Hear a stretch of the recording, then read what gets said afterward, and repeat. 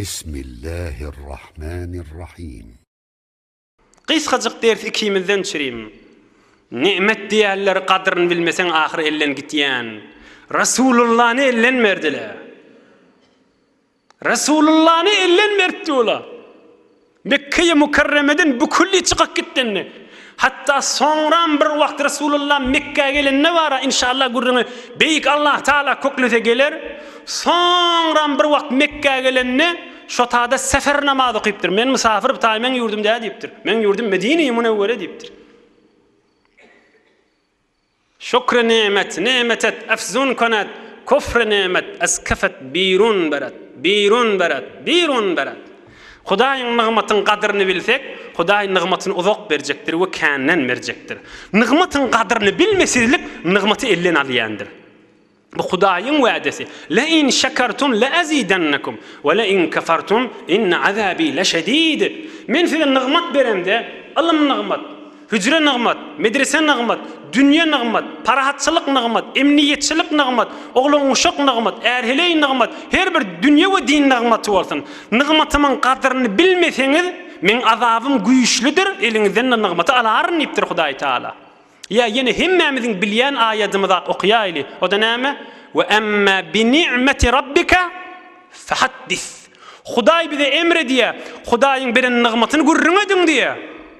Bilmeyen şık bol kesip vermeyin deyiptir. Allah'ın kelamı hemmeniz biliyeniz. Ve emme bi ni'meti rabbika fehaddis. Hudayın nığmatını gurrun et diye. Hudayın nığmatını ağlan. Hudayın nığmatını ortaya salın. Ey Hudayın berin nığmatı havi deyip hem boyun alın ve hem mehabbet bilen keyfetten gurrun edin deyiptir Huday Teala. Ey Müslümanlar, Hudayın nığmatını gurrun etmesizlik Hudayın nimetini kufran-ı nimettir. Yaxşıca billen koyan. Tekrar edeyim. Hudayın nığmatını bilmenşik bolup gezmek ve Hudayın nığmatını ağzaman yezmek, Hudayın bir nimetlerini öz içeriğimizi ve dostların arasında gurrun etmeni gezmek kufran-ı nimettir. Allah'ın kelamından delilim ma. Ve emme bi ni'meti rabbika fehaddis. Nığmatı şükredecek bolsan ağzap gezin deyiptir. Ey Hudayın bilen nimetini äme bide. Hudaya şükür, Hudaya'nın şükründen çıkıp bilecek değerliyip. Ondan sonra Resulullah sallallahu aleyhi ve sellem suud şiyanmıştık. Bismillah. Elhamdülillah diyanmıştık. Nahar yiyanmıştık. Elhamdülillah. Huday bana nahar verdi diyanmıştık.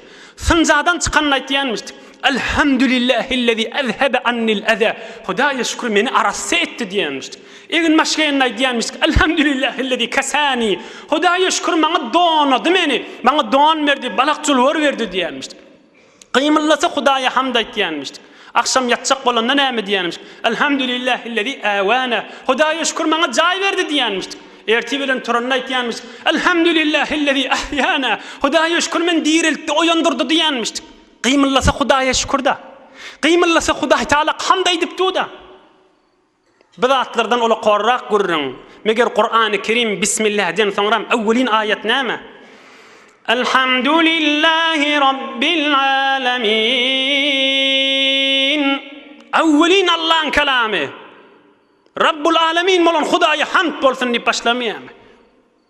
Şükür nimet nığmatın arttırmağına ve nığmatın devamına ve Hudaydan soğabı yetiriyenler ama kufran-ı nimet ay bilmenşik bolup gezip näme ayıbı dağı deyip ya öz yandan bilmenşik bolup gezsek Huday saklasın Huday aydıptır nığmata aların elinizden azabım da güyüşülür deyiptir.